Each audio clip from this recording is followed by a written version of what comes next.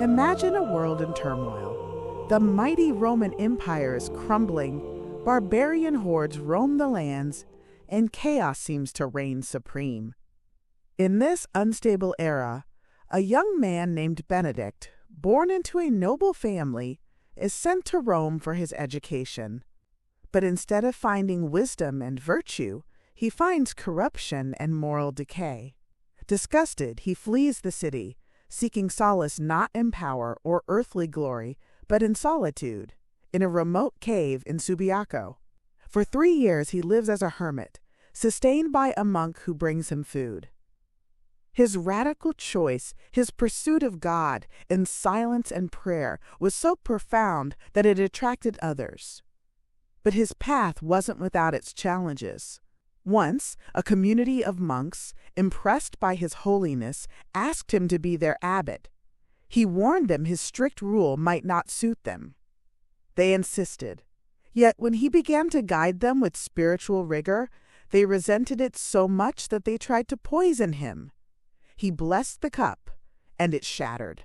He blessed a loaf of bread, and a raven flew down and carried it away, saving him. This profound testament to his unwavering faith in God's protection is just one glimpse into the extraordinary life of Saint Benedict, a man who, amidst chaos, laid the foundations for a new, ordered way of life rooted in God.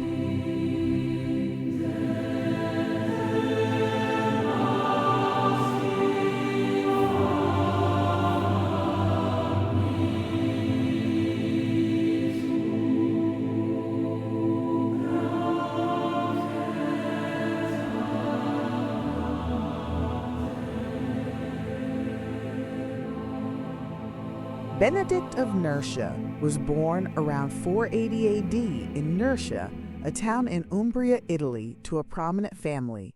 As we heard, he was sent to Rome to study, but the worldly excesses and moral decadence he witnessed there profoundly disturbed him.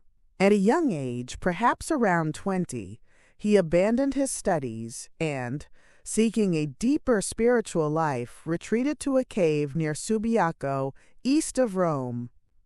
This period of solitary contemplation and intense prayer was crucial for his spiritual formation.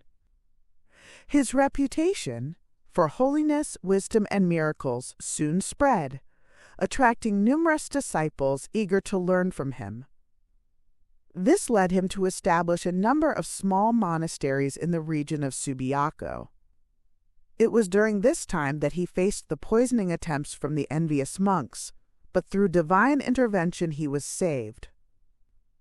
This event, far from deterring him, strengthened his resolve and revealed God's clear purpose for his life. Around 529 AD, Benedict moved south to Monte Cassino, a strategic hilltop overlooking the Liri Valley. Here, he established what would become the most famous and influential monastery in the West. He converted a former pagan shrine into a monastic community, dedicating it to St. John the Baptist and St. Martin of Tours.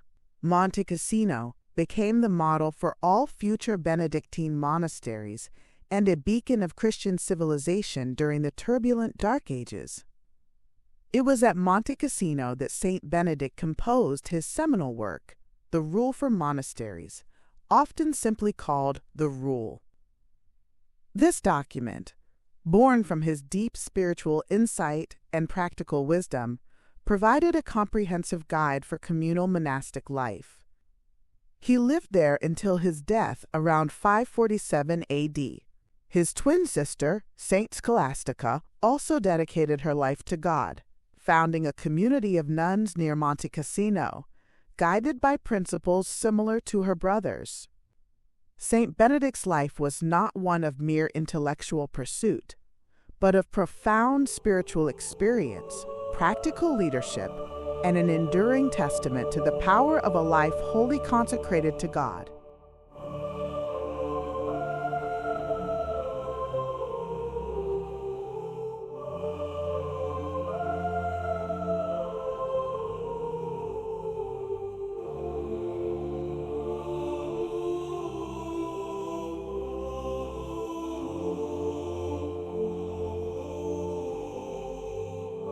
core of Saint Benedict's thought is enshrined in his Rule, a text remarkable for its wisdom, moderation, and profound understanding of human nature and spiritual growth.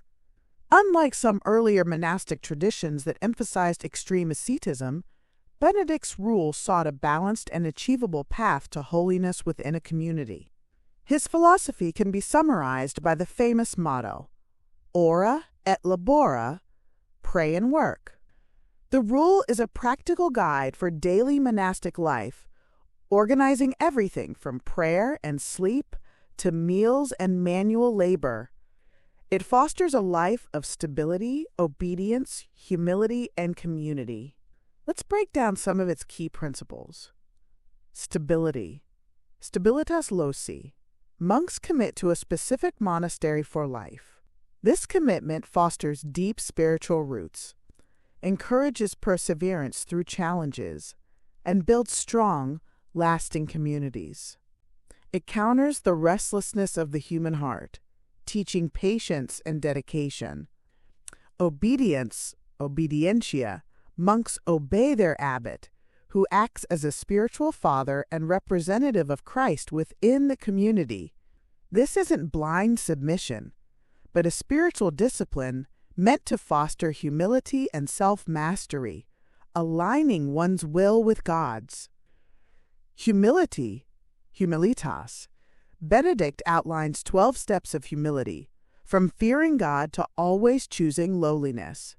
Humility is seen not as self-abasement, but as an honest recognition of one's place before God and others, leading to peace and genuine self-knowledge.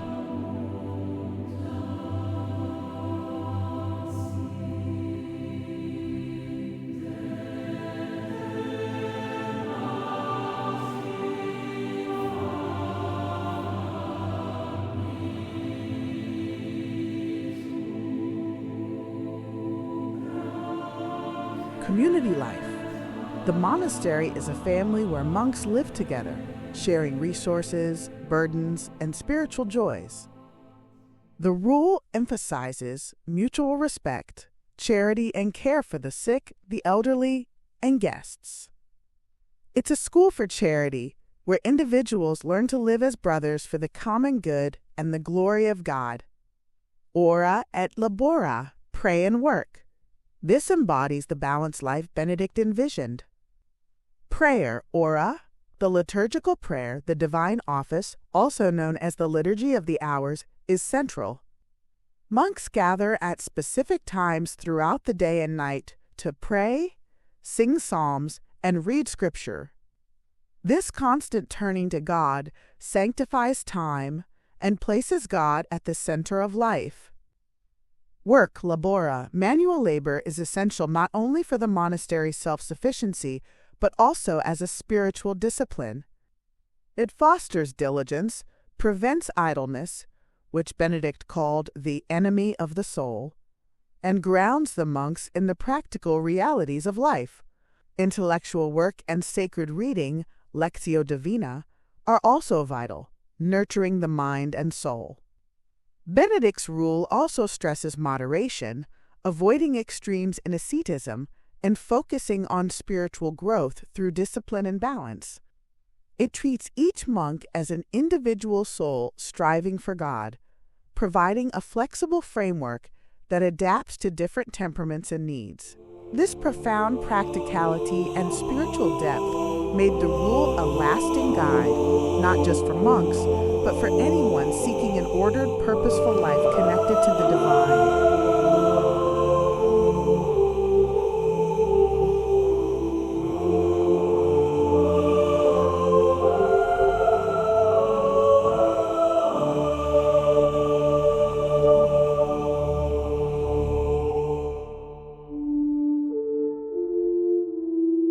The legacy of Saint Benedict is truly monumental, earning him the title Father of Western Monasticism and a patron saint of Europe.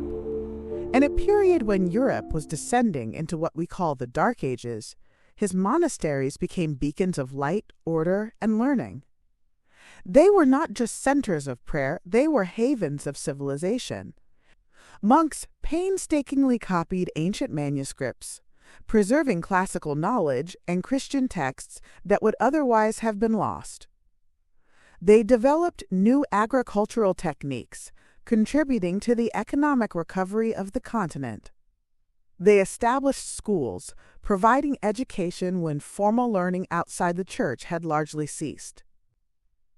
In essence, Benedictine monasteries were crucial in shaping the cultural, intellectual, and spiritual landscape of Europe. His rule became the blueprint for countless monastic foundations across the continent, influencing the very fabric of Western society. Its principles of order, discipline, community, and the dignity of work laid foundations not just for religious life, but also for secular organizations, encouraging stability and practical efficiency.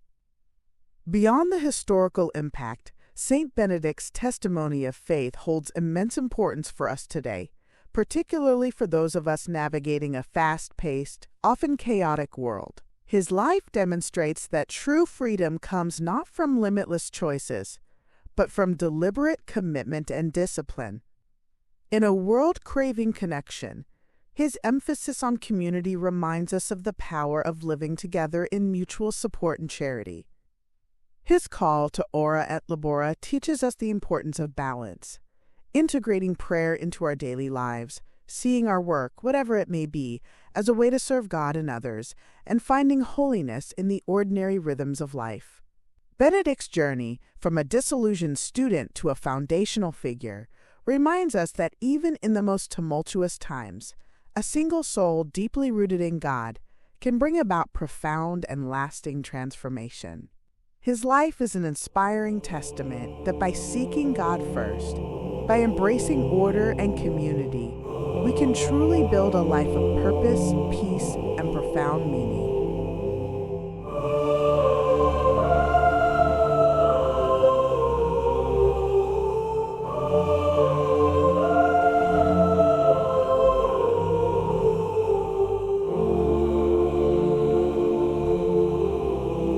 The story of Saint Benedict of Nursia, this visionary who found God in the silence of a cave and built a civilization through prayer and work, offers timeless wisdom for our own lives.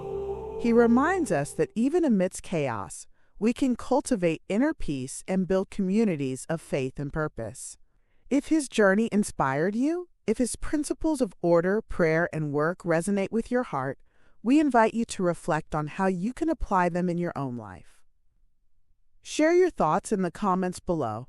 How do you seek balance between prayer and work? What part of Saint Benedict's story touched you most? Your engagement helps us create more content that inspires and nurtures faith. If this video was a blessing to you, please give it a like. Share it with friends or family who might benefit from his story, and most importantly, subscribe to our channel and hit that notification bell so you don't miss our upcoming videos exploring the lives of saints and profound spiritual wisdom. May the wisdom of Saint Benedict guide your path towards a life rich in faith and